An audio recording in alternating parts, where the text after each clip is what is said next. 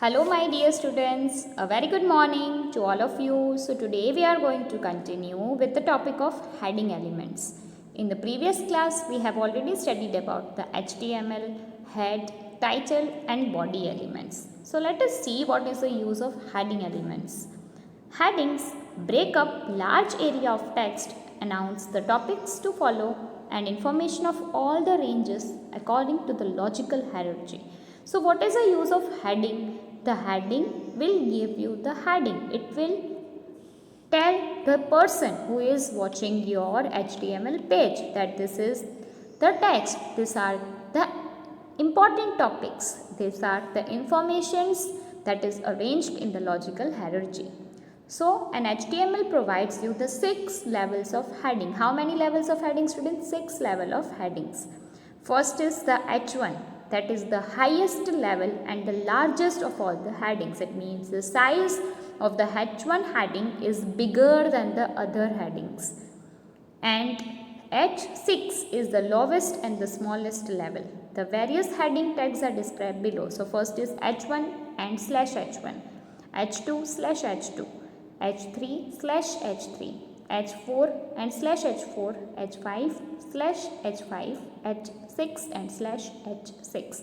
So these are the number of headings. Total there are 6 level of headings. First H1 is the largest till H6, that is a smallest heading.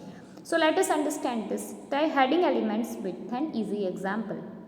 The following code will illustrate the use of heading elements, first starting with HTML, then head, title, that is headings in HTML, head and title tag is closed. After that body, and in that the heading element is started. First is H1, that is first level heading, H2 second level heading, H3 that is third level heading, H4 fourth level heading, H5 fifth level heading, H6 sixth level heading, and all these heading tags are closed. At the last body and HTML tag is also closed. Now let us see the output of the above code, which is shown on the right hand side in the figure 8.12. By default, all the browsers align heading on the left.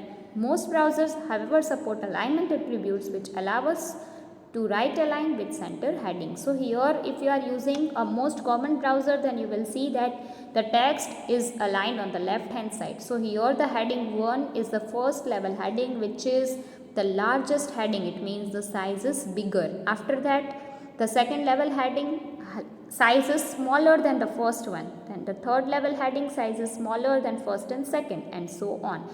And finally the sixth heading size is the smaller. So here you can see that the HTML supports you 6 type of heading. It depends on the level, on the hierarchy. The first one is bigger and then the last one is the smaller. Okay, so it is arranged in a logical sequence, in a logical hierarchy.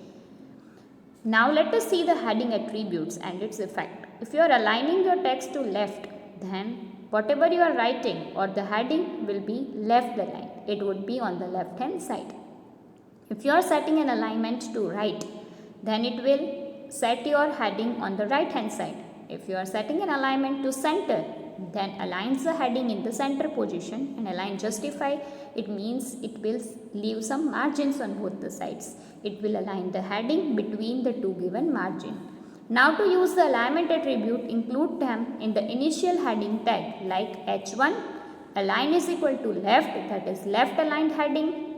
H1 align is equal to center. So if you want your heading in a specific position, in the left, in the center or in the right or in the justify position, then you can set an alignment while setting the heading itself. So in the H1 tag you can write alignment is equal to left if you want a heading to be appeared on the left hand side. Align is equal to center if you want it in the center position. Right if you want it in the right side. And justify if you want to leave some margins between or in the starting and in the ending tag. Okay, so this is the use of heading elements and this is how we can set an alignment to it. Now the next topic is font element. The font element will enables you to change the color, the font, the size and the alignment of the text on the web page. The size, color and the face attributes are used with the font element. So which are the attributes that are used with the font element? The size, if you want to change the size of the text, color if you want to change the color, and face if you want to change the type of the font. sans serif, Arial, so many type of font faces are available. First, let us discuss about the size. The size attribute is represented as font size and is equal to value. Whatever size you want, you can give there, 11, 12, 13. The valid value ranges from 1 to 7, and by default, what is the size? Is 3. So by default, the size of the text will be 3, and you can set it between 1 to 7.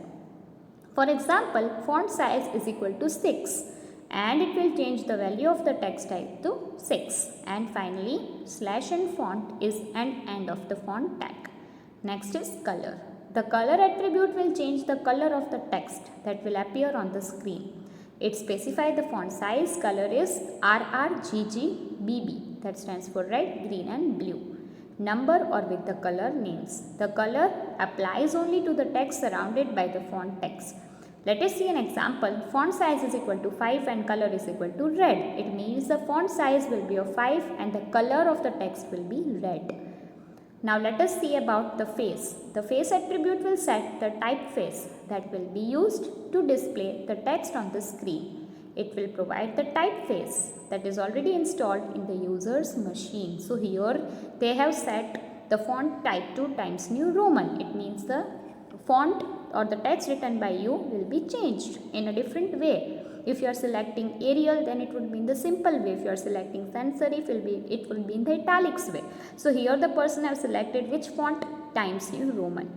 Font size is equal to 5, color is equal to red, face is equal to Times New Roman, Arial and Lucida Sans. The text will be displayed in the Times New Roman, or if it is not present, then it will be displayed in the Arial or Lucida Sans font type.